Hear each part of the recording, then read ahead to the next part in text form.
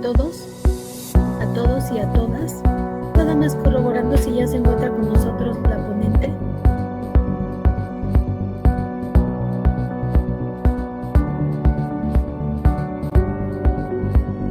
No, ¿verdad? Ahorita me comunico con ella, gracias.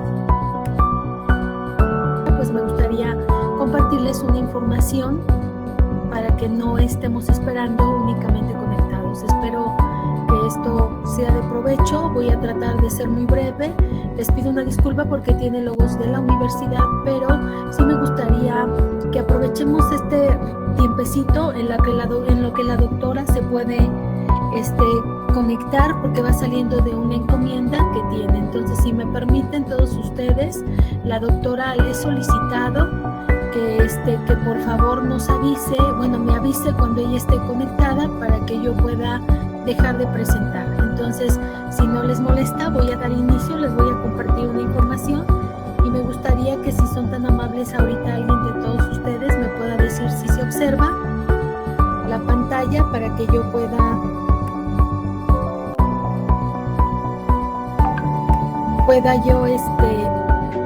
presentar. No sé si alguien me pueda decir si se observa la pantalla. Se ve la pantalla. Ok, bueno, miren, en lo que estamos esperando con la doctora, para aprovechar el tiempo quien guste estar al pendiente de esto, les quiero comentar la parte de lo que es vacunación contra COVID, donde surge de repente esta incógnita de si estamos o no protegidos. En este sentido, yo les quiero decir que pues todos hemos vivido esta condición de la enfermedad COVID y todos sabemos el impacto que ha tenido en todo el mundo.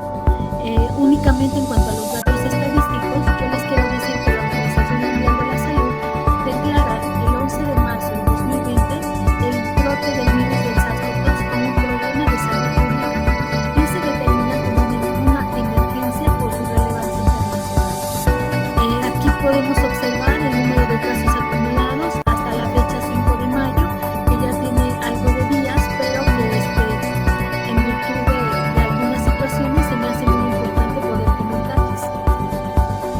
En esa misma fecha, México tenía una situación que no distaba de lo que ha habido en el panorama mundial. El número de defunciones que hemos tenido ha sido realmente impresionante en el país. Hasta esa fecha, 5 de mayo, de acuerdo al tablero de CONACYT, se reportaban 338,578 personas que han perdido la vida de 6,028,781, lo que nos genera realmente una letalidad importante. ¿Por qué retomo este tema? El día de ayer a los directores, espero que les hayan compartido a todos, les enviaba el boletín epidemiológico del día de ayer. En este boletín se hablaba específicamente de la presencia del número de casos que teníamos el día de ayer, que si mal no recuerda eran más de 110. Y recientemente, hace una semana, nosotros incluso llegamos a tener 18, 20, 24 casos en total. Esto nos muestra que el COVID sigue vigente y por lo cual yo les invitaba a que mantengamos estas acciones de cuidados biosanitarios en nosotros mismos y con nuestras familias. La relación de hombres-mujeres realmente es muy similar, tanto en el país como en el estado de Hidalgo, donde prácticamente se enferman por cada 100 personas enfermas, 50 son hombres y 50 son mujeres en Hidalgo. Y en el país, 52 son mujeres y 47 personas, 48 son hombres. Lo que más ha afectado, y que esto no es algo nuevo, es cuál es el comportamiento que estamos teniendo conforme a esta enfermedad. Se relaciona mucho más con hipertensión, con obesidad, con diabetes y con tabaquismo. Y es el mismo comportamiento. Doctora, por la interrupción, no se ve su pantalla, no se ve la presentación. Ay, doctor, gracias por decirme. Déjeme ver qué está pasando. Muy amable. ¿Ahí la observan? ¿No? No, doctora, desde el inicio no se ve. Permítanme tantito, entonces, denme un segundo. No sé quién le dijo eso, ¿eh? ¿Qué pasó? Gracias por decirme. Voy a conectar nuevamente la presentación y gracias, doctor, por avisarme.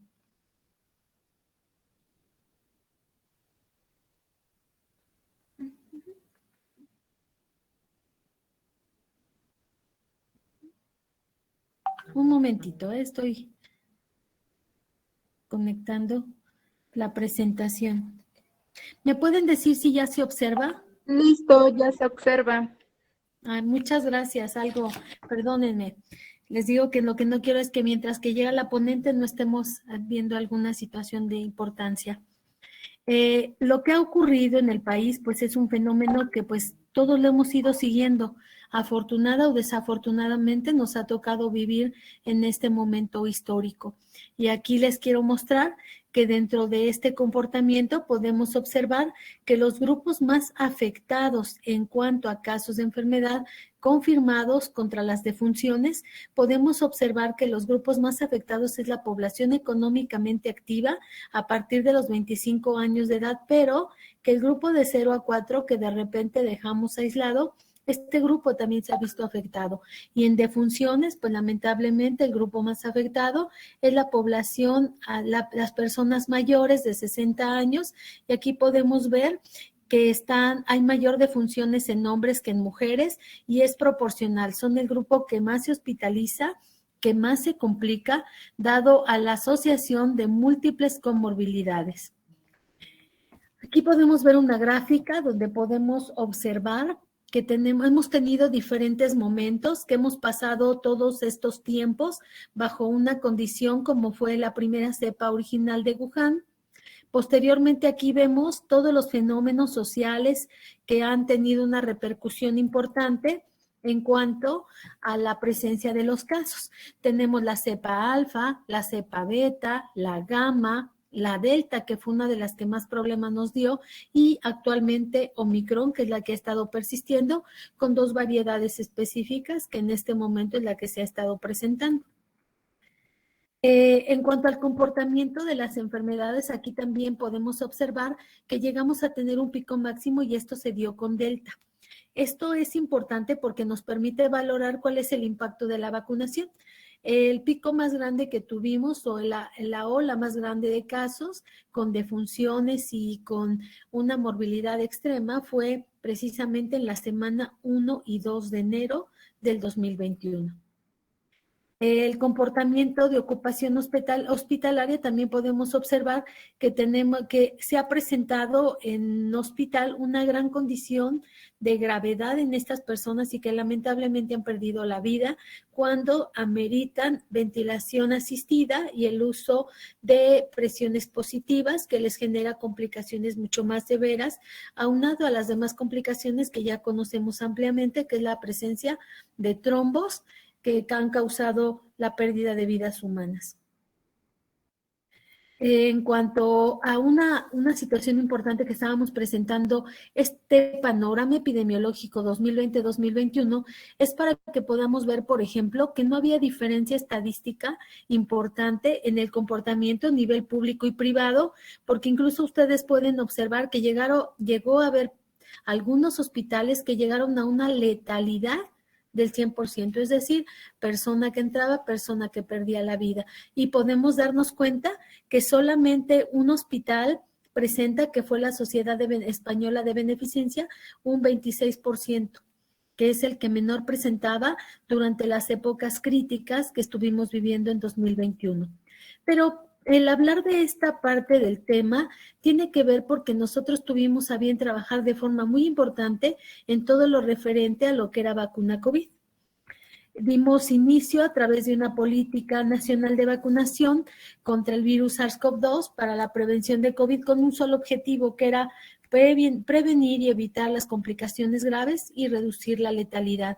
Y aquí podemos observar un calendario preliminar que se tuvo de todo el transcurso de este tiempo para lo que se refería la vacunación y que hay algo bien puntual. Recuerden que el 28 de diciembre el personal de salud recibió una cuarta dosis y posteriormente en este año 2022 hasta el mes de abril recibimos lo que fue la vacuna de Astra, que en este momento ya no tenemos y se reporta la no presencia o la posibilidad de tener vacuna a corto plazo en el estado.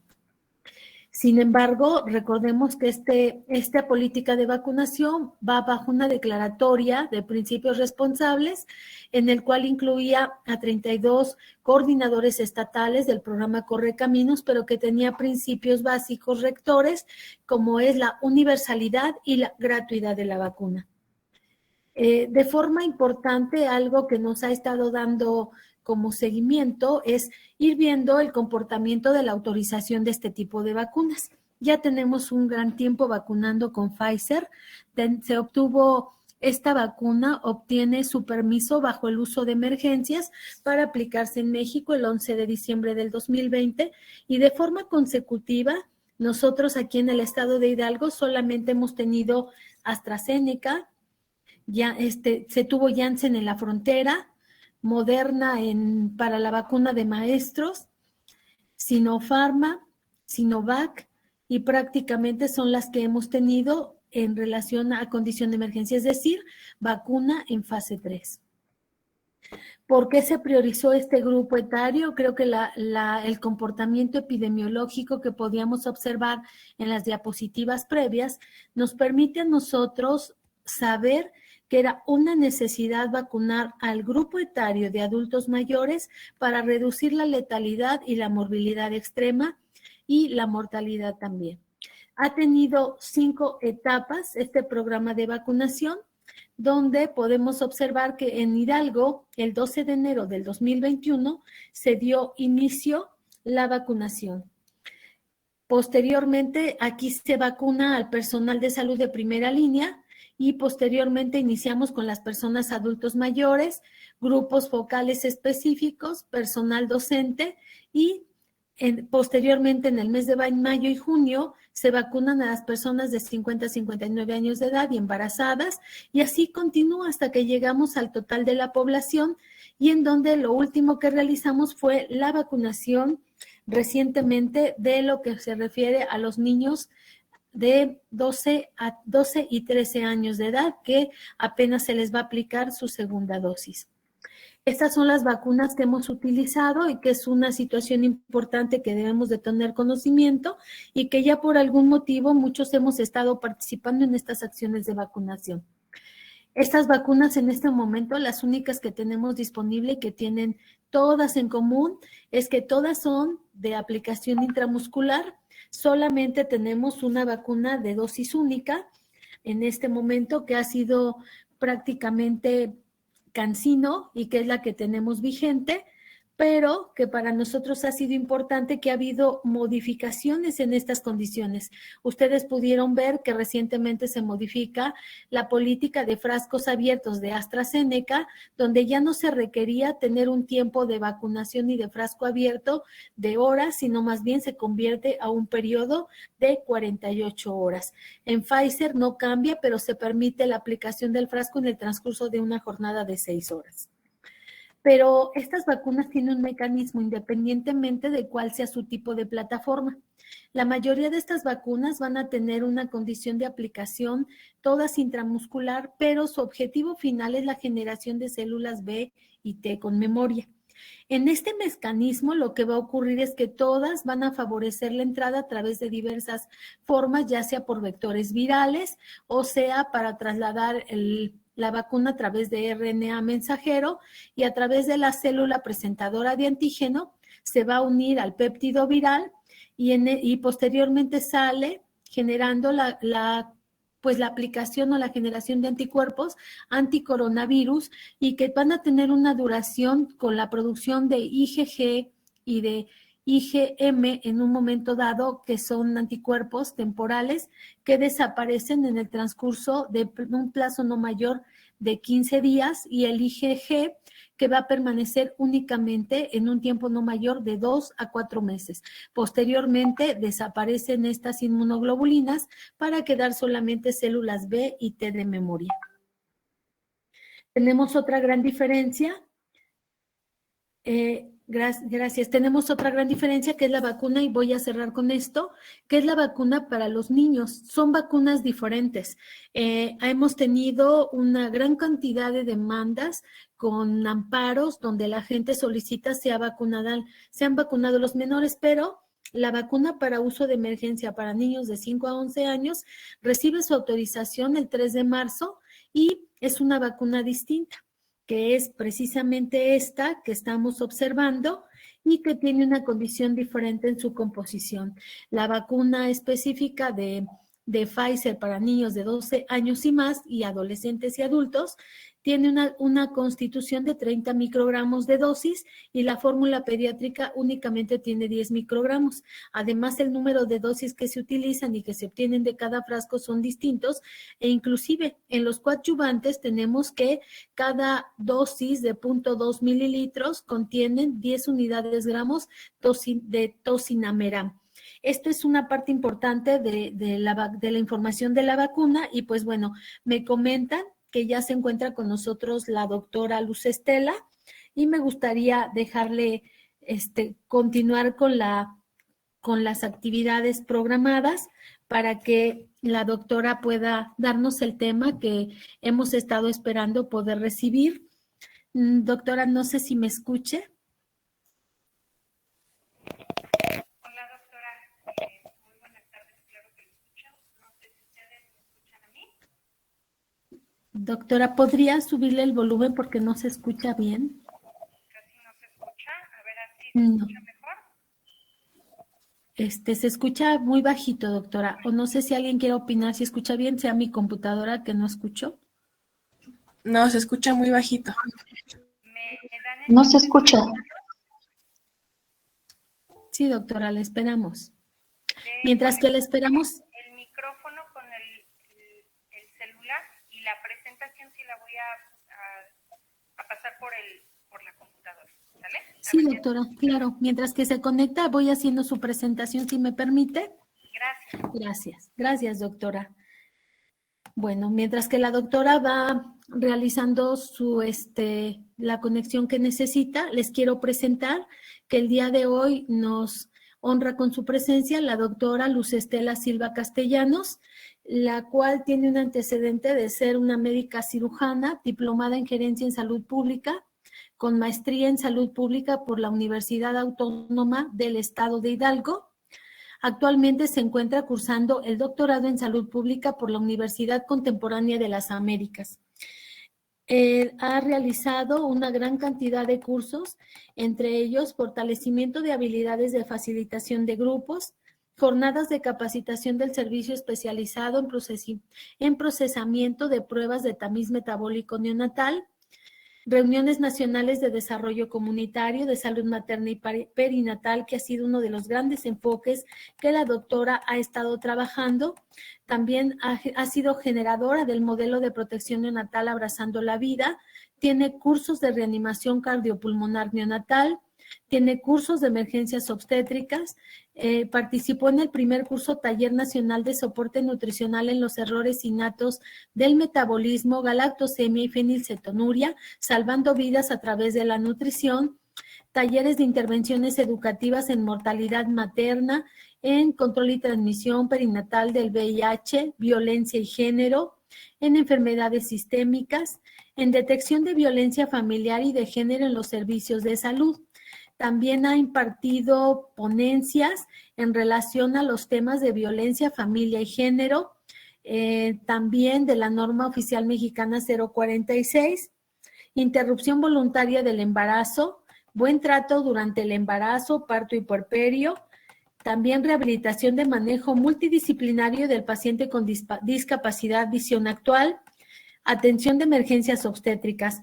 Como experiencia laboral, la doctora ha participado como médico aplicativo del Centro de Salud Urbano Dr. Jesús del Rosal en la jurisdicción sanitaria Pachuca. También en apoyo en la Dirección de Relaciones Sectoriales de la Subsecretaría de Salud en Hidalgo. El 16 de mayo del 2008 al 2009 como coordinadora estatal de los programas de prevención de violencia de género e igualdad de género. En 2018 a 2018 también participó como coordinadora estatal del programa de salud materna y perinatal en la Subsecretaría de Salud Pública de Hidalgo. También ha sido coordinadora estatal de vigilancia epidemiológica de infecciones de transmisión sexual, VIH, SIDA, tuberculosis y lepra. Coordinadora Estatal de Prevención de Violencia de Género, Aborto Seguro e Igualdad, y en la Subsecretaría de Salud Pública del Estado. También ha sido coordinadora estatal de los programas de salud materna, perinatal y aborto seguro. Entre múltiples actividades que ha realizado la doctora, la última ha posicionado el tema de interrupción voluntaria del embarazo en el Estado, logrando tener el primer protocolo de atención a nivel nacional para la interrupción del embarazo de forma segura, e impulsó la coordinación interinstitucional para la atención a personas víctimas de violencia sexual de manera oportuna. Tiene un gran historial académico y laboral la doctora, por lo cual, además de todo, agradecemos que nos brinde esta actividad educativa para el personal. Doctora, bienvenida, la estábamos esperando con ansias. El día de ayer yo les comentaba que tuvo una situación urgente, a lo cual no pudo dejar de estar. Yo la vi en las fotografías de las actividades que estaba realizando y pues nosotros aquí esperándola con mucho gusto. Que sea de gran provecho y gracias a todos, a todas y sobre todo a usted por su tiempo. Gracias, doctora, le dejo el micrófono. Gracias, doctora, muy amable. No sé si ahora sí me escuchan mejor. Sí, doctora, ya se escucha bien. Perfecto. Bueno, pues muchas gracias. Primero que nada a ustedes por esperarme el día de hoy unos minutos, por permitir cambiar la sesión del día de ayer por el día de hoy. Y bueno, a la doctora Kenia por la invitación, al igual que a la doctora Muñoz, muchísimas gracias. Para mí es un honor impartirles esta pequeña plática sobre... Vamos a trabajar un poquito sobre la violencia y por qué es importante empezar a trabajar con la interrupción del embarazo. Si ustedes quieren interrumpirme durante la sesión, yo no tengo ningún inconveniente, lo pueden hacer. Nada más que, como ya se dieron cuenta, estoy en 2 dispositivos. Me pueden interrumpir sin ningún problema, doctora. Tengo una pregunta y yo paro, ¿sale? No sé si le estén observando la presentación de manera completa, creo que no, ¿verdad?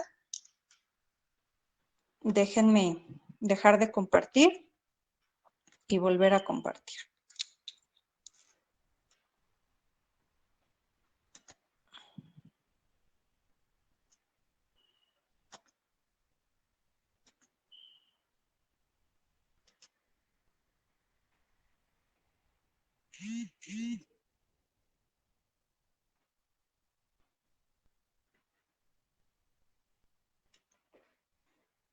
Esto de la tecnología no se da muy bien. ¿Sigue sin verse completo? No se ve completa, pero sí se observa. Vamos empezando a ver si en una de estas quiere cambiar. No cambia, ¿verdad? No, doctora.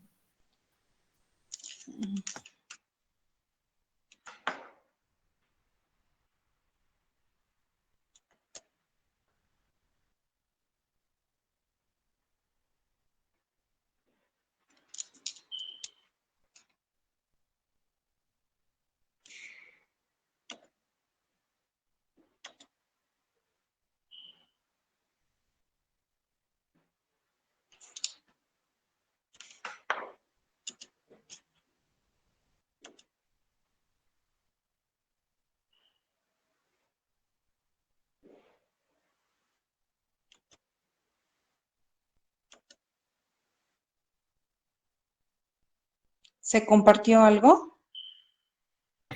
No, doctora, ahorita no se ve nada.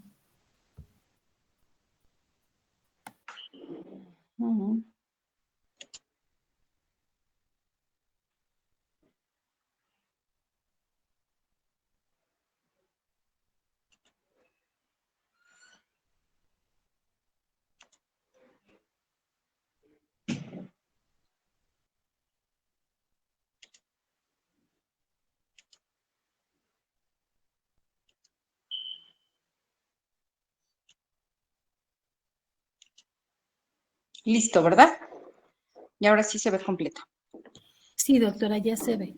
Excelente. Bueno, primero les comentaba yo, vamos a hablar un poquito de violencia, sobre todo de violencia sexual, porque pues una de las indicaciones para la interrupción del embarazo es la violación sexual.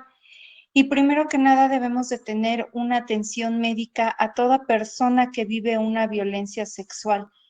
¿Esto por qué o para qué? Porque tenemos que evitar las dos complicaciones más grandes de la violencia sexual, que es un embarazo no deseado y evitar infecciones de transmisión sexual. Esta atención debe de ser, o más bien es una urgencia médica.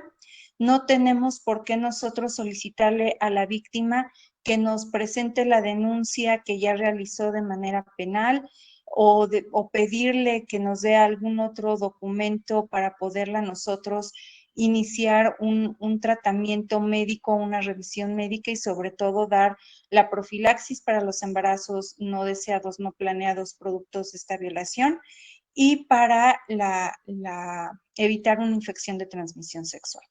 Entonces, nosotros tenemos que otorgar primero que nada a la paciente, pues la píldora de anticoncepción de emergencia, ustedes ya la conocen, se tiene que dar la primera dosis durante las primeras 120 horas después de haber tenido el evento de violencia sexual y la segunda dosis 12 horas después de haber tomado la primera dosis.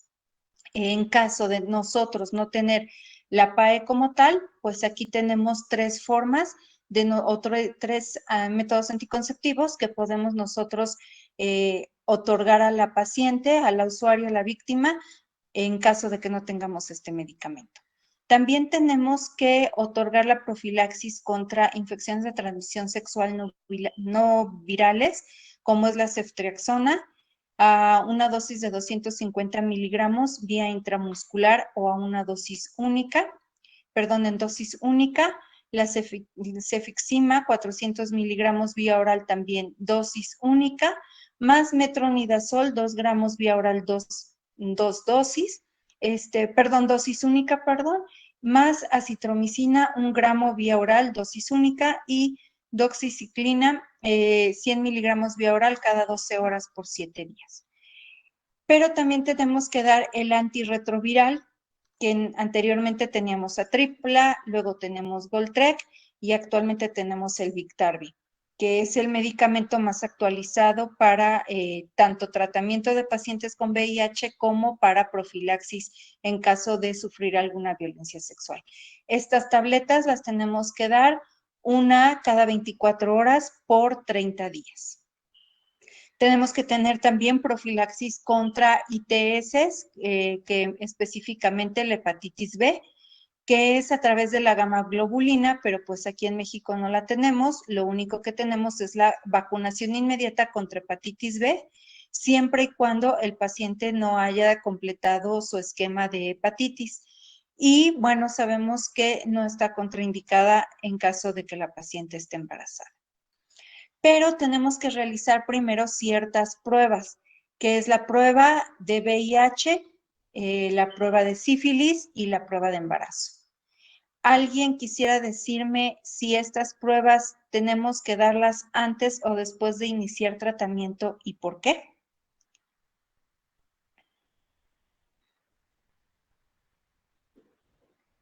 Porque si no se me van a dormir y nada más me van a poner en la computadora como merólica.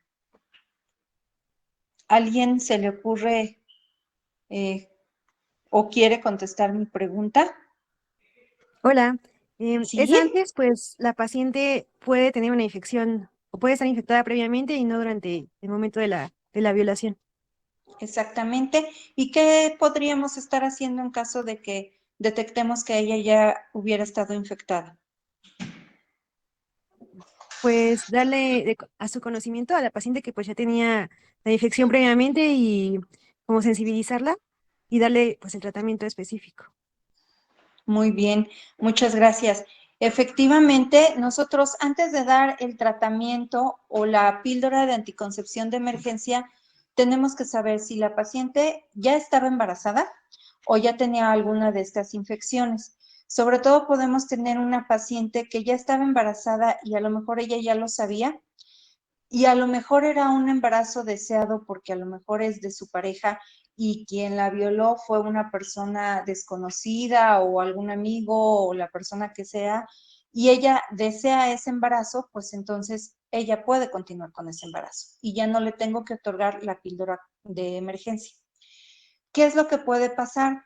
Que a lo mejor ella también ya se sabía embarazada, efectivamente ese embarazo es producto de una relación de pareja que a lo mejor sí lo quería, pero la violó otra persona y en este momento la usuaria o la víctima ya no quiere tener ese bebé, ya no quiere continuar con ese embarazo porque a lo mejor para ella psicológicamente ese hijo siempre le va a recordar el episodio de la violación. Ella está en todo su derecho de interrumpir el embarazo. A lo mejor ella no sabía que estaba embarazada y en ese momento pues ella tiene que tomar ese tipo de decisiones, continúa o no con el embarazo.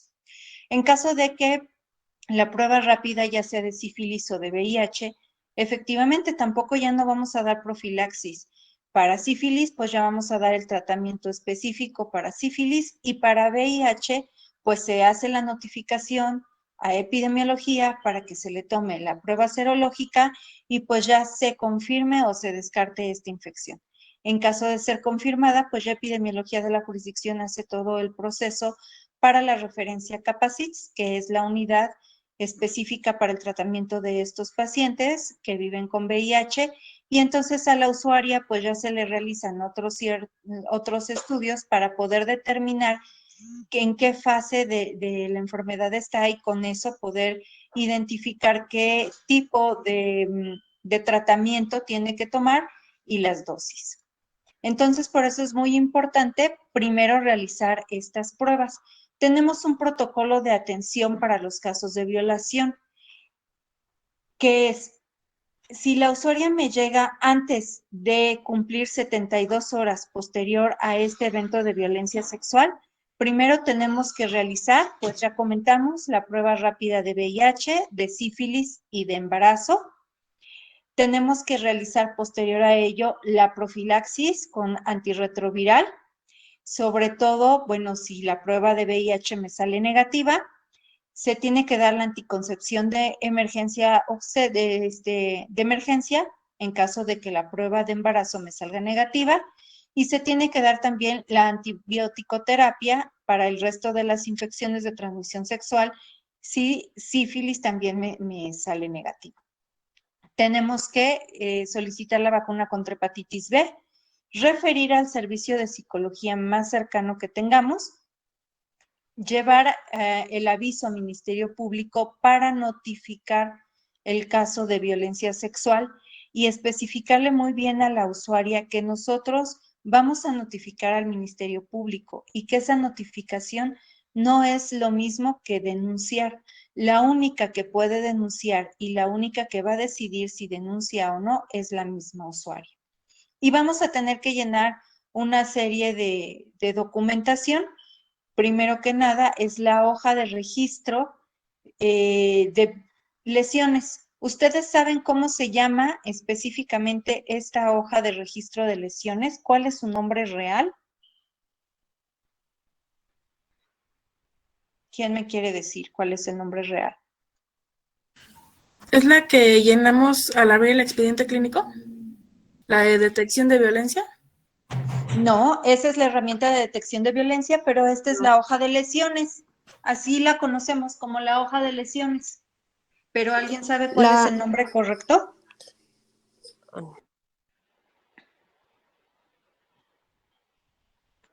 ¿No lo recuerdan? Pues su nombre correcto, aquí lo tenemos, dije a ver si lo alcanzan a leer, es Registro de Atención de Violencia y o Lesiones, y es el formato SIMBA Seúl 17P, pero este formato normalmente lo llenamos como su segundo nombre lo dice, por lesiones, porque tiene una lesión.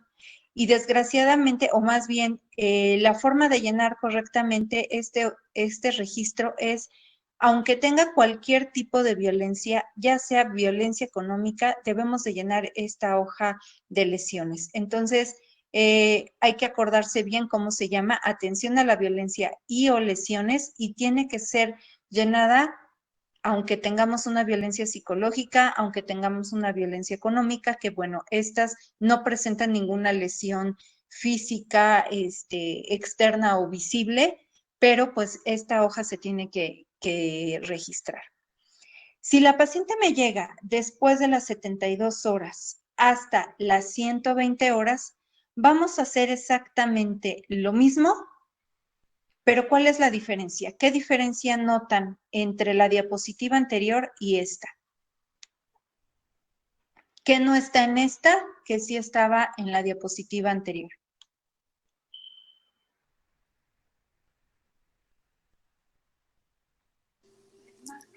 La prueba de embarazo. No. No, sí está la prueba de embarazo. Nada más que les cambié el orden para que puedan buscarlo mejor.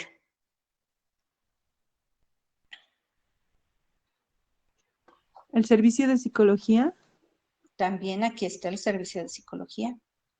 La profilaxis antirretroviral. Excelente. Efectivamente, aquí ya no damos profilaxis antirretroviral. ¿Por qué? Porque la profilaxis antirretroviral solamente se da las primeras 72 horas después de haber ocurrido el evento de violencia sexual. A nosotros la profilaxis antirretroviral o para VIH-Sida ya no tiene el mismo efecto si yo se lo doy después de las 72 horas. Y bueno, actualmente no hemos tenido desabasto en cuanto a antirretroviral para pacientes con violencia sexual, pero ha habido años en los que sí tenemos desabasto y realmente no podemos desperdiciar este medicamento dándoselo a una usuaria que sabemos que no le va a ayudar la profilaxis. Entonces, esta es la diferencia entre estos dos protocolos de atención. En el primero doy todo el protocolo completo y en este efectivamente voy a voy a evitar o voy a omitir, no es que voy a omitir, voy a quitar el otorgar el antirretroviral porque a la paciente ya no le va a servir. Ahora, es bien importante, se me pasó decirles que en la hoja de registro de atención de violencia y o lesiones hay párrafos o más bien hay un espacio en donde dice diagnóstico principal y las claves CIE-10. Este va a ser mi diagnóstico principal. Abuso sexual y mi clave CIE-10 es la T74.2. Y es muy importante que ustedes pongan esto, porque desgraciadamente la violencia está naturalizada y está naturalizada también desde el personal de salud. Entonces, si nosotros no identificamos como causas principales o de diagnósticos la violencia, jamás va a ser visible. Entonces, nosotros también a la hora de estar programando insumos para violencia sexual, vamos a los registros oficiales de la Secretaría de Salud y no hay nada. Entonces me dicen, ¿cómo quieres medicamento para atender una violencia sexual si no hay en el estado de Hidalgo? No hay porque no los registramos, pero de que hay violencias en el estado de Hidalgo, hay violencias en el estado de Hidalgo.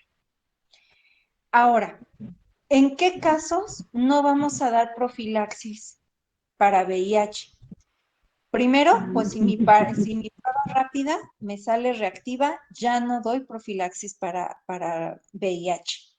Si pasan de las 72 horas, ya no doy profilaxis para VIH. Si la usuaria o la víctima es víctima de violencia sexual de manera crónica, ya no puedo dar profilaxis contra VIH porque efectivamente también ya no tiene caso darle una profilaxis a una usuaria que tiene ya varios años, varias semanas, varios días siendo agredida sexualmente por la misma persona y que pues probablemente pues ya le pudo haber contagiado.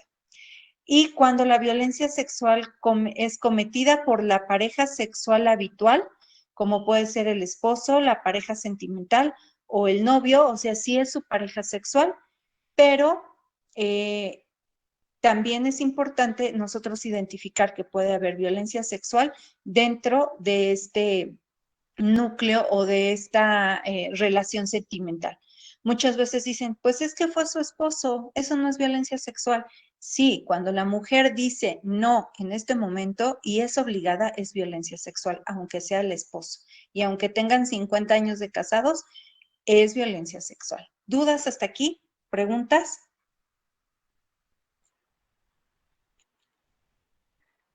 Ahora, ¿qué pasa si la paciente me llega después de 120 horas de haber sufrido la agresión sexual? ¿Creen que cambie el protocolo de atención?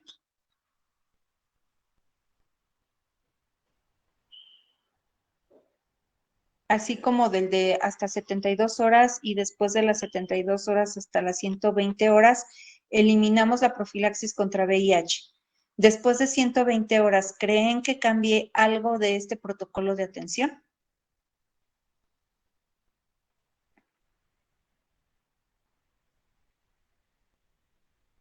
¿Nadie? Cambia. Ya no vamos a dar tampoco píldora de anticoncepción de emergencia. ¿Hasta qué hora podemos dar nosotros esa píldora de anticoncepción de emergencia? 72 horas. 120 horas, acuérdense, hasta 120 horas puede recibir la usuaria su primera dosis de método de pastilla de emergencia. Después de las 120 horas ya no. Entonces, si la paciente me llega después de 120 horas, ya no doy pastilla de emergencia, ya no doy antirretroviral, pero empiezo a dar consejería para interrupción del embarazo porque como ya no le voy a dar una píldora de emergencia, ella puede quedar embarazada producto de esta agresión sexual. ¿Dudas? ¿Todo bien? Sí. Entonces vamos a iniciar con el tema de interrupción del embarazo. A partir del año 2019, no es cierto, 2020, esta pandemia me robó años, entonces ya no sé ni en qué día vivo. A partir del 2020, desde nivel federal, se agregó un componente al programa de salud sexual y reproductiva que se llama aborto seguro, que cuando este programa fue anunciado, muchas personas decían que lo que iba encaminado este programa era para hacer legal el embarazo, la interrupción del embarazo, perdón, así como la Ciudad de México a todo el país. Pero esa no es su finalidad. El componente de aborto seguro lo que quiere hacer es que se practiquen los abortos convencionales que toda la vida se han practicado dentro de los hospitales cuando llega un aborto en evolución, un huevo muerto retenido, un aborto espontáneo, un aborto incompleto. Toda la vida se han atendido este tipo de abortos, solamente que se han atendido a través de un proceso un proceso que es con las legras, con los legrados. Entonces, estos instrumentos, estas legras, pues son más peligrosas que lo que actualmente se está utilizando, que son los equipos de aspiración manual endouterina, por sus siglas AMEU o a través de medicamento. Con el legrado es más probable que a la hora de hacer el procedimiento pueda sufrir la mujer alguna perforación del útero, hemorragia obstétrica y al final una muerte materna. Y ustedes saben que la razón de muerte materna es uno de los indicadores más importantes de salud, además que de desarrollo de cada país, y pues es a nivel internacional. Entonces, el realizar abortos de manera insegura, como son con estas tecnologías o estos procedimientos que ya no son tan seguros como el legrado, pueden ocasionar una muerte materna. Estos abortos inseguros que se realizan de manera clandestina en clínicas insalubres, con personal que no está capacitado, que no está sensibilizado y además con legrados, es más posible que pueda haber una complicación obstétrica y al final una muerte materna. Entonces, el objetivo de este componente de aborto seguro es que vayamos cambiando de realizar legrados a hacer AMEUs o hacer abortos a través de medicamento. Entonces, los conceptos básicos, pues el aborto seguro es cuando se tienen todos los métodos recomendados por la propia Organización Mundial de la Salud a través de personal capacitado, sensibilizado y que además son apropiados para la edad gestacional. No es lo mismo realizar un aborto en la semana 3 que en la semana 20. Y el aborto inseguro es cuando se realizan procedimientos para finalizar un embarazo no deseado realizado por personas que carecen la capacidad necesaria para que se lleve a cabo en un entorno en donde carece también de todos los estándares normativos y sanitarios correspondientes. Ahora, nosotros tenemos dos definiciones. Una es la interrupción voluntaria del embarazo, que por sus siglas se llama IVE, y la otra es una interrupción legal del embarazo, que por sus siglas se llama ILE. ¿Alguien sabe cuál es la diferencia de estos dos conceptos, ILE e IVE?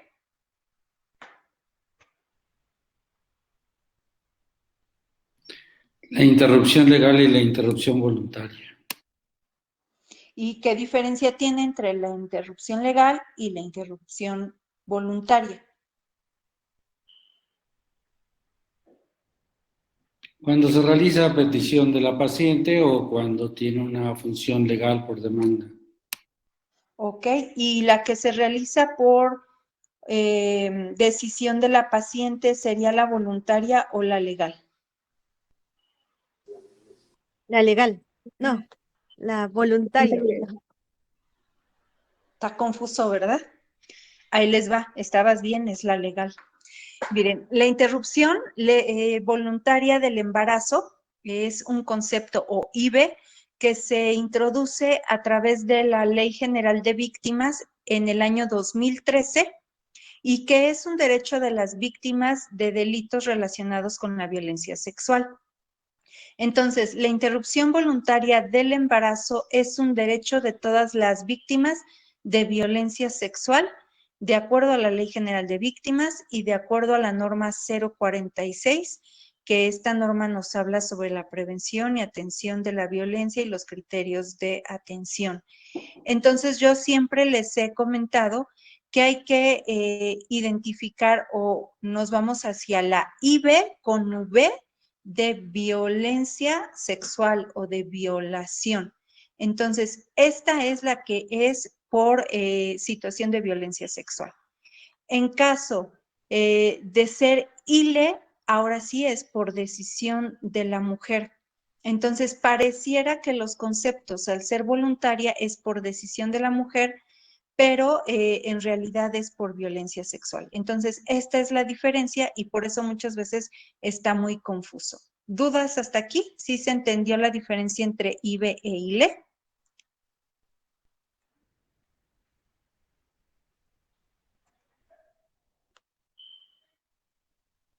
¿O me regreso?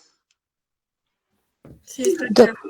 Doctora, entonces la interrupción legal es por propia voluntad, sin necesario haber sufrido violencia. Así es. Así es. Gracias. No, ¿de qué? Tenemos estas causas o circunstancias que son legales, la interrupción del embarazo en 3 diferentes estados. La Ciudad de México, que está al igual que el Estado de México y tenemos casi todas las palomitas, excepto el peligro de muerte. Y el Estado de México, que sí tiene peligro de muerte, pero que le faltan las últimas 3 palomitas. Entonces, aquí a nosotros como Hidalgo no nos interesa tener el peligro de muerte, porque nosotros tenemos el riesgo para la salud de la mujer, que es más amplio. El Estado de México solamente puede aceptar una interrupción del embarazo por peligro de muerte. Quiere decir que si no interrumpo ese embarazo, es seguro que la mujer se pueda morir. En cambio, en la Ciudad de México y en el Estado de Hidalgo, por el simple hecho de que la paciente pueda empeorar su salud, nosotros podemos interrumpir el embarazo.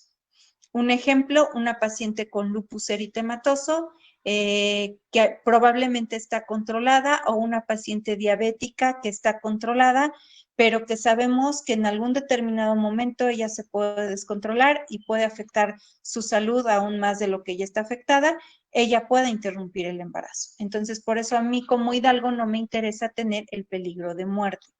Aquí vamos nuevamente a la confusión entre ILE e IBE. Si ustedes se dan cuenta, en el último renglón dice voluntario hasta las 12 semanas. Por eso nos vamos con la idea de que la interrupción voluntaria del embarazo es por decisión de la mujer hasta las 12 semanas, pero en realidad la interrupción voluntaria es por causa de violencia sexual, que es la primera causa que tenemos y que esta además la tiene todo el país, porque pues la respalda la norma oficial mexicana 046 y la Ley General de Víctimas, que pues está por arriba de todos los códigos penales estatales. ¿Dudas hasta aquí? Entonces ya comentamos que en la norma oficial mexicana, el reglamento de la Ley General de Salud, la Ley General de Víctimas y el artículo primero constitucional consagran el principio de pro persona. ¿Alguien sabe qué significa este principio de pro persona?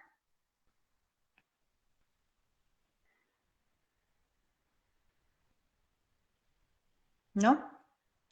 Este principio de pro persona nos dice que nosotros podemos abrazar, por así decirlo, a la víctima con la ley o el artículo o la norma o el código internacional que más ampare a la víctima de violencia, bueno, en este caso de violencia sexual. Cuando anteriormente en nuestro código penal teníamos que solamente en caso de violación, también hasta los 90 días después de haber ocurrido la violación, y ahorita vamos a ver qué tantos candados teníamos, podíamos nosotros interrumpir el embarazo porque nos respaldábamos de la norma oficial mexicana 046, que esta norma no me pone límites de edades gestacionales. Entonces a esto se refiere pro persona. Ocupamos la ley, el código, el artículo, la norma oficial que más cobije a la víctima para poder nosotros realizar una mejora, por así decirlo, a la paciente, porque al final del día, pues nosotros como Estado fallamos, una, en seguridad, porque terminaron haciendo una violación sexual, y dos, a lo mejor como personal de salud, si es que la usuaria acudió con nosotros durante los primeros 120 horas después de haber recibido la agresión y que nosotros como personal de salud no dimos esa profilaxis para el embarazo. Entonces, nosotros tenemos que atender a esta usuaria y realizar esta interrupción del embarazo. La Suprema Corte ha manifestado que el aborto por violación garantiza el derecho a la salud, a una maternidad libre, consciente y a la reparación del daño de la víctima de un delito. Nosotros estamos reparando ese daño del delito que se cometió con ella. También obliga a los servicios de salud a dar una atención de emergencia de la manera más inmediata a las víctimas de violaciones con derechos humanos, con independencia de su capacidad socioeconómica y nacionalidad y sin exigir condición previa a su admisión. Lo decía yo al principio, esta parte de que a veces hay algunos lugares en donde le piden que les lleven su número de averiguación previa o la apertura de la carpeta para iniciar la denuncia, y pues en realidad la Ley General de Víctimas nos dice no le tienes que pedir nada, tú la tienes que atender y además es una urgencia o es una atención de emergencia. Entonces no tenemos por qué rezagarlas, no tenemos por qué ponerles condiciones y las tenemos que atender. También esta Ley General de Víctimas define a los servicios de atención médica a la interrupción voluntaria del embarazo en los casos permitidos por la ley, con absoluto respeto a la voluntad de la víctima y a la atención para los derechos humanos y reproductivos de las mujeres víctimas. Entonces, nosotros tenemos que la legislación del aborto en materia penal, o aquí sí, la interrupción legal del embarazo hasta las 12 semanas de gestación, ya ahorita ya son más estados. Hace ratito estaba viendo que creo que Baja California también ya autorizó la interrupción legal del embarazo, pero los códigos penales del Distrito Federal, bueno, Ciudad de México, Oaxaca, Hidalgo y Veracruz, que fueron los primeros 4 estados en donde no es de que se despenalizara el aborto. El Código Penal sigue teniendo como delito el aborto. Lo que hizo, porque también muchas veces esperamos encontrar en donde más adelante les voy a decir cuáles son las causales de aborto, esperamos decir que dice que es hasta las 12 semanas de gestación. Y en esos numerales no viene así. Lo que cambió nuestro Código Penal es el concepto o la definición de aborto.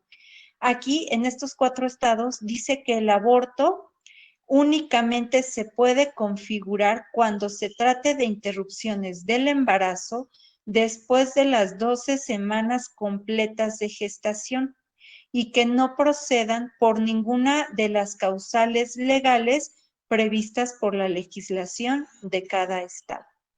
Mientras que en el resto del país el aborto es la muerte del producto de la concepción en cualquier momento de la preñez. Aquí fue en donde cambió esta parte del aborto. Por eso en Hidalgo y en el resto de los estados que ya está legalizado el aborto o la interrupción del embarazo porque es decisión de la mujer, cambió la definición de aborto. Entonces nosotros aquí tenemos en el artículo 154 en el Código Penal del Estado de Hidalgo, publicado el 30 de julio del 2018, nos decía que es la muerte del producto de la concepción en cualquier momento de la preñez, como en el resto de los estados. A partir del 6 de julio, publicado por el Diario Oficial del Estado del 2021, nos dice que es la interrupción del embarazo después de la 12ª semana de gestación y el embarazo como parte del proceso de la reproducción humana que comienza con la implantación del embrión en el endometrio. Aquí es en donde les digo que en el artículo 158 que vienen los numerales, esperamos ver aquí que nos diga hasta las 12 semanas de gestación y van a ver que no está. Aquí lo interesante es que quiero que vean esta parte. En el número 2, anteriormente decía que cuando el embarazo sea resultado del delito de violación, siempre que el aborto se autorice y lo practiquen dentro de los primeros 90 días a partir de la concepción, y que el hecho haya sido denunciado antes de tener conocimiento de que estaba embarazada.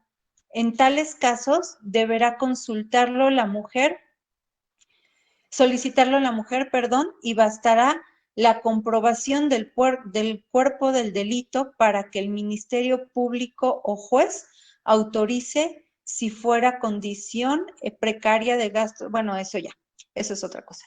Pero aquí teníamos diversos candados para la interrupción voluntaria del embarazo por violencia sexual. Era que la mujer no supiera que estaba embarazada cuando fuera a denunciar, que fuera a denunciar primero y que además el juez o la autoridad jurídica la autoridad jurídica le diera permiso de hacer la interrupción del embarazo y dentro de los 90 días. Entonces, esto es muy complicado. Normalmente las mujeres que son víctimas de violencia no van ni denuncian. Normalmente saben que están embarazadas ya después de cierto tiempo. Entonces, si no van ni denuncian, mucho menos van a ir a denunciar antes de saberse embarazadas. Además, el Ministerio Público tenía que autorizar esta interrupción del embarazo. Entonces, era muy complicado que realmente una mujer pudiera llegar a practicarse una interrupción del embarazo por causal violación en el estado de Hidalgo y que además todo esto ocurriera dentro de los primeros 90 días. Ahora el cambio en el Código Penal es cuando el embarazo sea resultado de los hechos posiblemente constitutivos del delito de violación, estupro u otra conducta típica prevista por el artículo 82 de este código, independientemente de que exista o no causal penal sobre los dichos sobre dichos delitos previo al aborto. Aquí ya le quitamos todos los candados que teníamos acá. Aquí ya nos armonizamos con la norma oficial mexicana 046 y en la norma mexicana, oficial mexicana solamente me pide tener una solicitud por escrito de la usuaria a protesta de decir verdad, que el embarazo que está cursando es producto de una violación y es su deseo interrumpir el embarazo. No le tengo que preguntar más, yo como personal médico le tengo que creer y tengo que asegurar que se realice esa interrupción del embarazo. Tampoco me está poniendo límites de semanas de gestación. Podemos tener mujeres que a la semana 30, que a la semana 26, que a la semana 20, que a la semana 15 solicitan la interrupción voluntaria del embarazo y así nosotros lo tenemos que asegurar. Nosotros en el 2016 en el estado, lo comentaba la doctora Toñita, fue la primera guía operativa de interrupción voluntaria del embarazo en todo el país. Y quiero contarles la triste historia del por qué tuvimos que hacer esta guía operativa del embarazo. En el 2015 fui notificada por la responsable de paquete 3 de la jurisdicción Tulancingo que había una niña de 13 años de edad embarazada producto de una violación, pero que además de todo esta niña tenía leucemia. Ella solamente vivía con su mamá. La mamá era de muy bajos recursos. La mamá trabajaba pues para poder mantenerse ella y su hija. A la niña le diagnostican leucemia. La mamá pues empieza a faltar a trabajar para poder traer a su hija al hospital del Niño DIF para el tratamiento del cáncer que se le había diagnosticado, pero pues llegó un momento en el que la mamá ya no podía ya no podía seguir faltando a su trabajo porque pues ya la iban a correr. Entonces les digo que no falta la gente buena y samaritana en este país, en este estado, en donde un vecino le dijo, no se preocupe, yo llevo a su hija a Pachuca, yo la espero, yo la regreso, conmigo está segura y usted váyase a trabajar. Entonces esta persona desgraciadamente viola a la niña nunca dijo nada, nunca dice nada, perdón, hasta que pues en el hospital del Niño DIF descubren el embarazo. En el hospital del Niño DIF le dicen, pues ya no podemos continuar con tu tratamiento porque además, pues estás embarazada y es contraindicación y entonces, pues, ahí te ves. La niña se iba a morir. Al final de cuentas, la niña si no recibía el tratamiento oncológico, se iba a morir. La niña había sido violada, la niña no quería ese embarazo, pero además ya habían pasado las 12 semanas de gestación. Entonces, nadie en el estado quería interrumpir ese embarazo, porque ya habían pasado los 90 días, porque no había denunciado antes de saberse embarazada, porque el juez ya no le iba a autorizar la interrupción del embarazo, pero teníamos otra causal con esa niña. ¿Cuál era la causal? ¿Qué causal sí nos podía permitir interrumpir el embarazo sin importar la edad gestacional? La leucemia. Afectaba su salud. Exactamente, la leucemia, el peligro a la salud de la niña. Y ni así lo querían hacer aquí. Llegó a oídos de la directora de una ONG a nivel internacional que es IPAS y no lo podía creer porque además IPAS en el estado ha estado capacitando en el manejo de la MEU desde hace muchísimos años. IPAS se llevó a varios ginecólogos de aquí del estado a realizar cursos a diversas partes del mundo y pues dijo, no es posible que no lo quieran hacer. Se terminó realizando esa interrupción del embarazo casi a las 15 semanas de gestación. Imagínense para empezar la revictimización de esa niña, de la mamá, el ir y venir y regresa y espérate y no denunciaste y esto y aquello y yo no puedo y yo sí puedo. y todavía pues continuar con ese embarazo y poderlo interrumpir hasta las 15 semanas de gestación, siendo que esto se pudo haber interrumpido con muchísimos más semanas más pequeño o hasta evitado como tal el embarazo si ella hubiera decidido al decirle a su madre, ¿no? Bueno, una niña también con muchos miedos, temores y demás, pues es complicado tomar una decisión.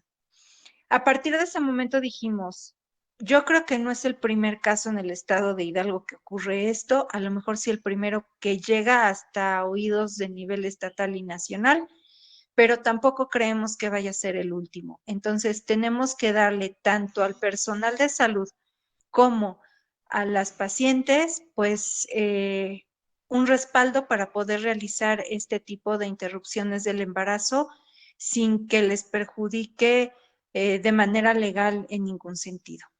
Entonces nosotros empezamos a trabajar este protocolo durante ese 2015 con ayuda de IPAS México, en aquel entonces así se llamaba, ahora es IPAS-CAM, y se hizo a través de dos grupos de expertos, uno jurídico y uno médico técnico. En la parte jurídica estuvieron personal jurídico, valga la redundancia, de IPAS México, de otra ONG que se llama GIRE, y por parte también del área de jurídico de la Secretaría de Salud. Y por parte del área médico técnico también estuvo ginecólogos de IPAS México y los jefes de servicio de ginecobstetricia. En aquel momento se empezó a trabajar con el Hospital Obstétrico de Pachuca, General Pachuca, Tula, Tulancingo, Apan y se incluyó Huejutla. A Huejutla se incluyó porque por aquellas fechas empezábamos a tener los primeros casos de Zika y entonces ustedes saben que Zika podría haber malformaciones congénitas en los productos. Entonces se incluye Huejutla para este tipo de interrupciones por malformaciones congénitas. El protocolo se termina presentando en julio del 2016 porque además lo terminamos armonizando, así se dice, pero más bien es alineando a la norma oficial mexicana 046, que esa salió la modificación en marzo de ese año, entonces nos ayudó bastante esa modificación. Y lo estuvimos trabajando y empezamos a capacitar y a sensibilizar equipos multidisciplinarios, que era el subdirector del área médica, ginecología, anestesiología, psicología, trabajo social y enfermería. Que aquí estaría sobrando anestesiología, sobre todo para las ILES. Las ILES, recordemos que tenemos permitido realizarlas hasta las 12.6 semanas de gestación, pero además, tanto el AMEU como el medicamento no necesitamos que el ginecólogo nos dé la anestesia, digo que el anestesiólogo nos dé la anestesia. Si se hace una MEU es una anestesia local y pues con medicamento no se necesita. En cambio, con un legrado sí se necesita como tal un bloqueo. ¿Dudas?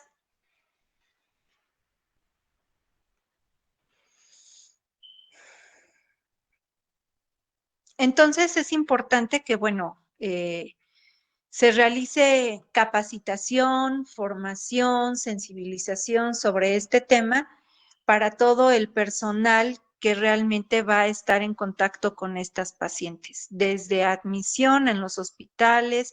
Muchas veces les decimos que el triage obstétrico en los hospitales, el primero en hacerlo es el policía, entonces desde ellos tenemos que empezar también a capacitarlos y sensibilizarlos. Las médicas y los médicos tratantes deben de emitir dictámenes médicos que lo acrediten con una cédula profesional. Y al principio esto decían, ¿y cómo vamos a hacer un dictamen médico? El dictamen médico es su nota de evolución, es su nota de su consulta. Ese se llama dictamen médico. Por eso es importante que en todas sus notas vaya cédula profesional, nombre completo y firma, porque así es como se autentifican estas notas que al final son dictámenes médicos. Recordarles, yo creo que todo el mundo les dice, la norma oficial mexicana 004, expediente clínico, debemos de tener nuestros expedientes clínicos lo más adecuadamente posible. Los expedientes es un documento médico legal, o nos hunde o nos salva, entonces es importante que ustedes los tengan de manera adecuada.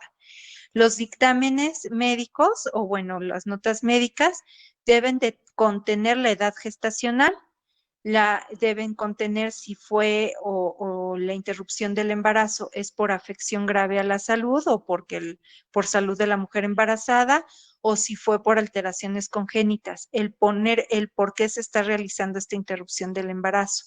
Es importante, sobre todo en malformaciones congénitas, tener estudios específicos de ultrasonografía, si se pueden técnicas biomédicas o citogenéticas o técnicas analíticas para poder determinar algunas malformaciones congénitas, pero bueno, y eso es algo de mayor especialidad.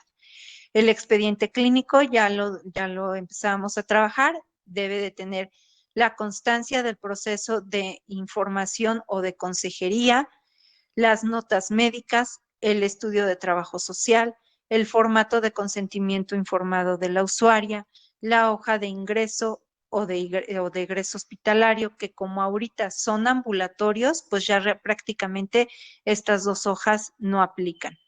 La hoja de referencia y contrarreferencia en caso de aplicar, nota de consulta externa por el seguimiento que se le debe de dar a la usuaria, la nota médica de atención de urgencias, historia clínica, registro de intervención quirúrgica en caso de que sea el AMEU, los reportes de resultados auxiliares de diagnóstico practicados a la usuaria y en caso de que sea interrupción voluntaria del embarazo. Está mal que lo diga porque es como decir voy a subir para arriba, porque voluntaria ya quedamos que es por violencia, pero es para que se les quede a ustedes bien pegado en su cabecita. Es la solicitud bajo protesta de decir verdad de que ella está embarazada producto de una violencia sexual. En caso de que sea una IB, pues debe de estar esta solicitud por escrito. Es importante registrar en el expediente clínico con la clave CIE10 como O04, que es aborto terapéutico para la interrupción voluntaria del embarazo por violación. La información, pues el personal de salud deberá proporcionar la orientación, consejería, asesoría e información oficial, objetiva, veraz, suficiente y oportuna sobre los posibles procedimientos que se van a seguir, los efectos, así como los apoyos y alternativas existentes que pueda llegar a tener la usuaria. El manejo de toda la información relativa a la atención de las usuarias deberá realizarse bajo criterios de estricta confidencialidad. Los plazos, pues las autoridades de la unidad médica agilizarán los trámites administrativos necesarios para que se lleve el procedimiento de interrupción del embarazo lo más tempranamente posible. Ya quedamos que si se realiza una interrupción del embarazo a semanas de gestación muy pequeñas, es más probable que le vaya bien a esa paciente a que si se realiza posterior a las 20 semanas de gestación. Se debe de resolver la interrupción del embarazo, sobre todo cuando la paciente llega con la solicitud por IBE, en un plazo no mayor a 5 días hábiles después de llevar la usuaria a la interrupción del embarazo. Esto era sobre todo al principio en el 2016 porque todavía había mucho personal que no quería realizarlos, pero pues ya ahorita posterior al cambio del Código Penal, pues todos estos plazos han mejorado bastante. ¿Qué es lo que tenemos que hacer o cuáles son los momentos de la atención del aborto seguro? Primero que nada es la consejería, decirle a la usuaria qué es el aborto seguro, cómo se practica, cuáles son las posibles complicaciones que puede llegar a tener. No espantarla, decirle hasta una sacada de una extracción de muela puede generar alguna complicación, no es para espantarla. Realizar como tal el consentimiento informado y que sea firmado por ella, el manejo clínico, dependiendo de lo que se decida que se va a practicar. Y la consejería, las instituciones de salud están obligadas a proporcionar una atención integral post-IVE, o sea, post-interrupción voluntaria del embarazo, sobre todo en estas pacientes que fueron víctimas de violencia sexual a través de psicología. Ustedes tienen la fortuna de tener dentro de la jurisdicción a la WEPAPS, dentro de Pachuca WEPAPS, que es la unidad de violencia de género, en donde, bueno, ahí tenemos personal experto para el tratamiento de víctimas de violencia. También en el Hospital General de Pachuca tienen un servicio especializado para la atención de la violencia, que está el psicólogo Paco, y que pues él también puede dar este seguimiento y terapias a las usuarias víctimas de violencia. Garantizar este equipo multidisciplinario de ginecólogo, trabajo social, enfermería, psicología, y garantizar el acceso a todas las mujeres a una consejería adecuada, integral, para que la mujer sea la única que decide si interrumpe o no su embarazo. Esta consejería permite favorecer la autonomía de la toma de decisiones sobre la salud sexual y reproductiva de manera libre, consciente e informada. Se centra en las circunstancias individuales de la usuaria, tomando en cuenta su estado físico y emocional, así como el contexto en el que se solicitan los servicios para focalizar la información. Dentro de la consejería se deben de dar los temas de opciones de manejo, tanto medicamento como AMEU, los síntomas esperados en cualquiera de los dos procedimientos, los datos de alarma y las rutas de acción, a dónde me tengo que dirigir si tengo cualquier dato de alarma, el manejo de dolor, porque claro que hay dolor, el retorno a la fertilidad. Muchas veces dicen, me acabo de abortar, entonces no voy a tener embarazo en no sé cuánto tiempo. No. Luego, en su siguiente ciclo menstrual, ella puede volverse a embarazar. Entonces es importante que si ella egresa con algún método anticonceptivo, muchísimo mejor, y todo lo que tiene que ver con las alternativas anticonceptivas. El manejo médico, pues prácticamente se basa en el principio de la persona tiene derecho a decidir libremente. Por tanto, se protege la libertad y la elección y se respeta la autonomía. En caso de rechazar cierta alternativa terapéutica, la usuaria asume unilateralmente su responsabilidad y su decisión deberá ser respetada también por equipo. Tenemos extremos, tenemos personal o compañeros que quisieran que las mujeres interrumpieran su embarazo, sobre todo por violencia sexual, y las mujeres muchas veces deciden continuar con ese embarazo. Y ellos insisten para que cambien de opinión. Y tenemos también a veces contrarias. Ellas quieren interrumpir y tenemos personal que insisten en que no interrumpan. Tenemos que ser neutrales. En caso de menores de 18 años, no es necesario que el consentimiento lo firme el responsable legal o los padres o tutores para practicar ninguna interrupción del embarazo, ni siquiera la legal. Aquí dice IBE nada más, pero ni siquiera la legal. Cuando son menores de 18 años y mayores de 12 años, basta con que las acompañe un adulto de su confianza. Puede ser hasta la enfermera o el enfermero que se encontraron en la sala de espera y les generó confianza, puede ser esa persona. Puede ser la tía, puede ser la prima que es mayor, puede ser la mamá de la amiga, pero un adulto que nada más va a estar como observando que se le dio la consejería, observando que ella está tomando la decisión sin que nadie tome esa decisión o la esté impulsando a tomar una u otra decisión.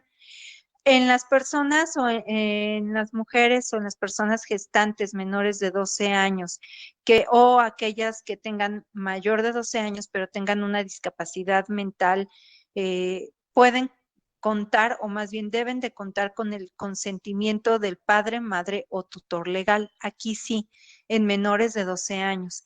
Pero aquí también como personal médico nosotros podemos identificar, sobre todo si son menores de 12 años, sabemos que son embarazos son violaciones sexuales hasta no demostrar lo contrario. Entonces, muchas veces sabemos que las personas agresoras están dentro de la misma familia y hasta puede ser la persona que lo está acompañando.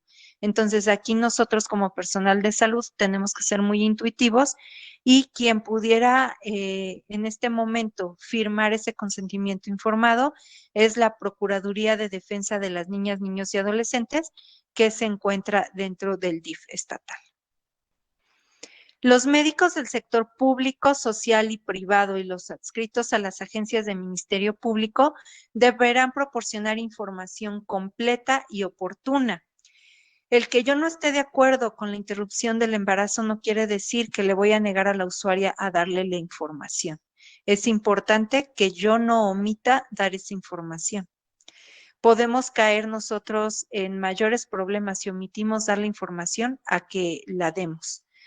El uso de hormonales orales en dosis terapéuticas establecidas dentro de las primeras 120 horas post el coito, esto ya lo habíamos revisado, es la píldora de emergencia, y el uso de té de cobre hasta dentro de los primeros 7 días. Ahora, la interrupción del embarazo a través de medicamento tenemos de dos tipos. Uno que es combinado a través de mifepristona y misoprostol y otro que solamente es con misoprostol.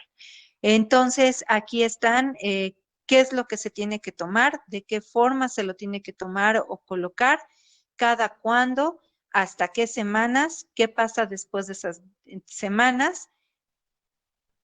Y tenemos lo que es la anticoncepción post-interrupción del embarazo. Se debe iniciar inmediatamente después del aborto, sobre todo el farmacológico, o bueno, los dos, perdón, pero tratar de que realmente la usuaria se vaya con algún método anticonceptivo. Es importante que dentro de la consejería de la interrupción del embarazo incluyamos la consejería de planificación familiar y anticoncepción. Se debe de dar una consulta de seguimiento más o menos a las 2 semanas después de la interrupción del embarazo para verificar que el procedimiento se completó, sobre todo si fue a través de medicamento, la condición de la mujer que es estable, la atención integral y pues el uso adecuado del método anticonceptivo que se haya elegido o en caso de poderle colocar un DIU, pues se le coloque en ese momento. Ahora, la objeción de conciencia. ¿Quiénes pueden ser objetores de conciencia? ¿Quién me puede decir?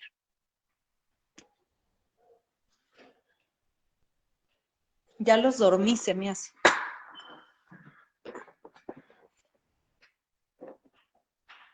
¿Quiénes pueden ser objetores de conciencia? Nosotros como personal de salud, ¿Quiénes somos nosotros como personal de salud? enfermeros, médicos, El médico tratante. ¿Sería El médico el personal que realiza el procedimiento directamente? Muy bien.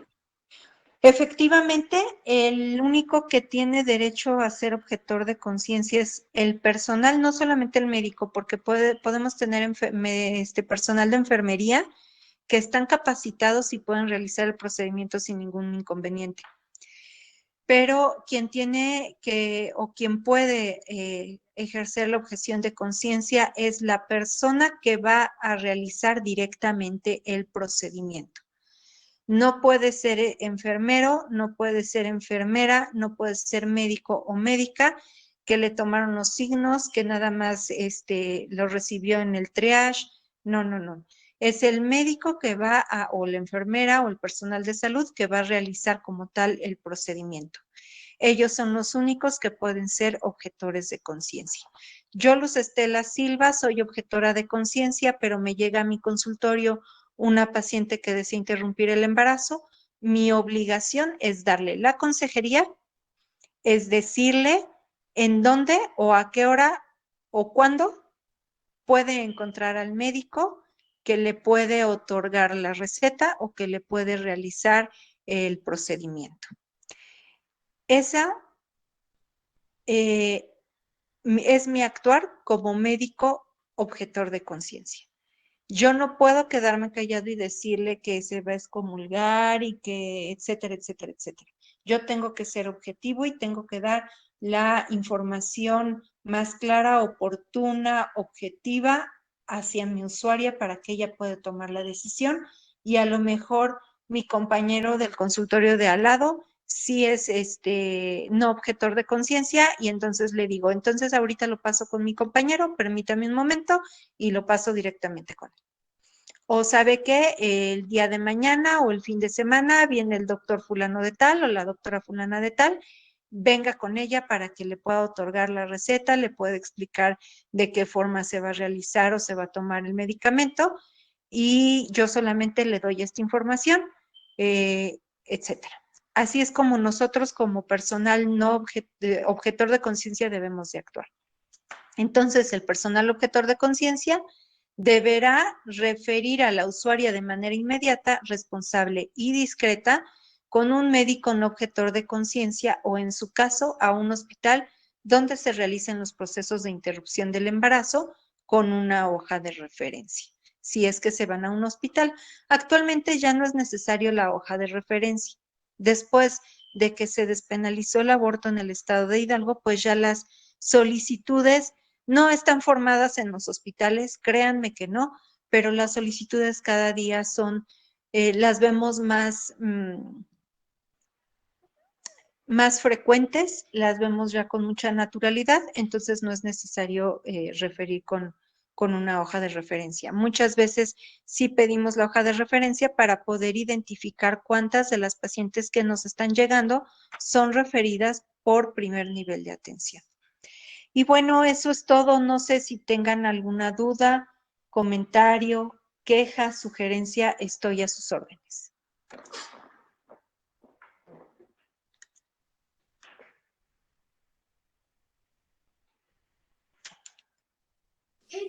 Doctora, ¿nosotros podemos dar el tratamiento en el centro de salud? Yo nada más quisiera saber si en su centro de salud tienen medicamento. Les voy a comentar, cuando recién empezó o se despenalizó esto y salíamos a supervisar en los centros de salud, nos decían, y nosotros podemos, y nosotros, claro que pueden.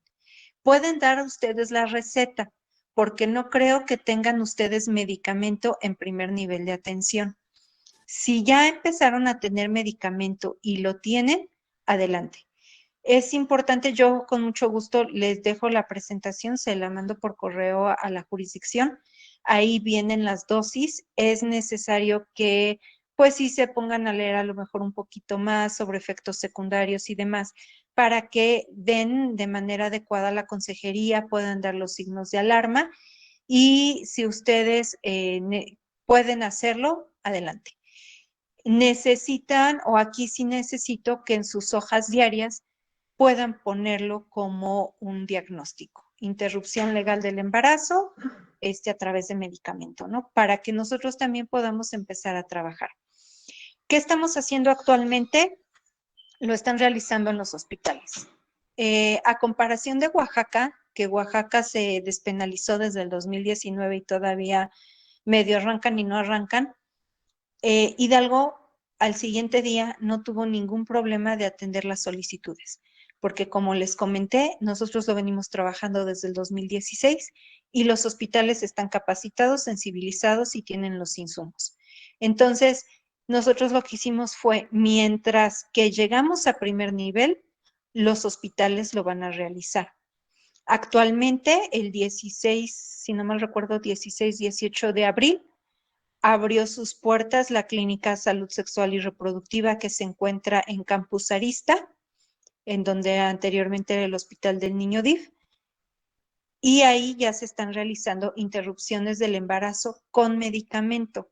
La médica que está a cargo, pues está ahorita capacitándose para poder tener estas habilidades necesarias para poder realizar los AMEUs, porque como médicos generales podemos realizar el procedimiento. No es complicado, pero sí hay que tener bastante capacitación. Entonces ella está en este proceso, pero por lo pronto ella ya está realizando las interrupciones del embarazo con medicamento. Para este año pretendemos abrir 3 unidades más de primer nivel de atención para la interrupción del embarazo, una en Huejutla, una en Ajacuba y la otra en Tulancingo. Entonces, es poco a poco. Si ustedes se animan a otorgar la receta, sin ningún problema. Si la usuaria tiene la posibilidad de comprarla, que la compre. O si no, pues decirle, mire, aquí está la receta, pero la ventaja, les digo, que ustedes tienen es de que están en la jurisdicción de la capital y pues todo tienen cerca y la pueden mandar a la clínica de Arista para que le otorguen el medicamento. Algo que es bien importante, la interrupción legal del embarazo, la interrupción voluntaria del embarazo son gratuitas. No se cobra ni un solo peso. ¿Sale? ¿Alguna otra duda? No sé si contesté la pregunta. Sí, doctora, gracias. ¿Alguna otra duda? ¿Comentario? ¿Queja?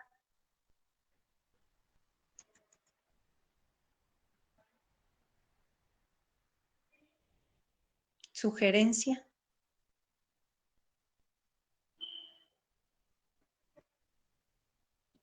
Disculpe, doctora, aunque las pacientes tengan IMSS o ISSSTE, ¿las podemos enviar a la clínica de Arista sin las constancias de no derecho a audiencia? Así es. Y también, al igual que la gratuidad, no importa derecho a audiencia. Es algo que estamos trabajando ahorita con el resto de las instituciones porque no lo están realizando, tienen que realizarlo, pero mientras no lo realizan, nosotros sin ningún problema damos la atención y no es necesario que lleven alguna carta de no derecho a audiencia. Gracias. No, ¿de qué?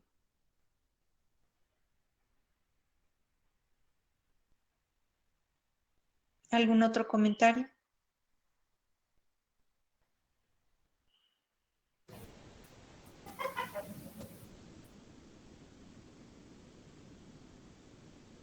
Pues si no es así, yo nuevamente agradezco la invitación. Espero que haya quedado claro y más bien no los haya yo dormido. Que hayan aprendido un poquito, que ya no estén tan cerrados de ojos. La verdad es de que tenemos que tener una clarificación de valores muy bien realizada. Les digo que con la pandemia también aprendimos muchas cosas. Si soy objetor de conciencia en los servicios de salud, soy objetor de conciencia en el IMSS, en el ISSSTE y en la privada. Que desgraciadamente con la pandemia muchos de nuestros compañeros se fueron de resguardo por las situaciones de riesgo que tuvieran, pero andaban de vacaciones, andaban dando consulta en la privada y pues así no somos coherentes con las cosas que nosotros realizamos. Entonces, si soy objetor de conciencia, lo soy aquí y en China, y si no soy objetor de conciencia, lo soy aquí y en China. Les agradezco mucho su atención y pues cualquier situación estoy a sus órdenes en la Subsecretaría de Salud Pública. Ahí casi todos los días me encuentran ahí, salvo algunas excepciones como ayer y hoy que de un día para otro informaron, pero pues estamos a sus órdenes. Y muchas gracias por esperar, muchas gracias por volverse a conectar el día de hoy y pues una enorme disculpa. Doctora, nosotros agradecemos mucho el tiempo que nos ha dedicado. Ya está en un horario que necesita descansar, he estado muy ocupada y de verdad le agradecemos mucho el tiempo, los conocimientos, toda esta experiencia que usted tiene, que nos comparte, y pues creo que es de gran utilidad para nosotros. Y el día de hoy pues estamos cerrando con su tema de usted, un ciclo de capacitación hacia el personal, dándole énfasis a temas prioritarios que han ido cambiando, y entre ellos, pues bueno, esta condición del aborto se nos hace muy importante para poder avanzar al parejo de las actualizaciones que se van teniendo. Le agradezco mucho y si son tan amables de ponerme la constancia de la doctora, también a mis compañeros, que tenemos dos doctoras, dos salas, a la vez, por donde usted está proyectando, y tenemos una paralela donde se conectan el resto de compañeros porque a veces la sala no nos alcanza. Y pues bueno, decirle que todo el tiempo ha habido gente solicitando el ingreso y pues excelente ponencia, doctora, gracias por todo y también le agradezco mucho a la doctora Diana y a todos las facilidades para que usted siempre nos esté apoyando. Gracias por todo. Y a la doctora Kenia, que además hoy es su cumpleaños y no está, pero que estaba muy preocupada porque diéramos continuidad al tema, ya quería cerrar un día antes, pero gracias también a ella, creo que no está, pero siempre estaba muy preocupada en darle seguimiento a las solicitudes que de manera personal yo le realizo. La capacitación es de vital importancia. Gracias a todos y creo que hay algunas dificultades, está una sola persona en la jurisdicción, pero le haremos llegar en breve, doctora, su reconocimiento y su agradecimiento por este tiempo y todo lo que nos compartió. Ya creo que ya se está proyectando. El reconocimiento dice así: el Gobierno del Estado de Hidalgo, Secretaría de Salud, Jurisdicción Sanitaria 1 Pachuca, otorga el presente reconocimiento a la maestra en Salud Pública Luz Estela Silva Castellanos por su valiosa participación como ponente dentro de la jornada de capacitación con temas prioritarios en la educación médica continua en la jurisdicción Pachuca, con el tema aborto seguro. Pachuca Hidalgo, decía 1 de junio de 2022 y lo firmamos aquí. Muy agradecidos, doctora, con usted. Gracias por todo y gracias a todos los compañeros y gracias por la paciencia. Posteriormente les enviaremos cómo vamos a estar trabajando. Hoy terminamos esta jornada de capacitaciones y pues gracias a todos. Gracias, doctora. Muchísimas gracias, un saludo a todas y todos y un gusto como siempre coincidir. Gracias, bonita noche. Gracias, doctora.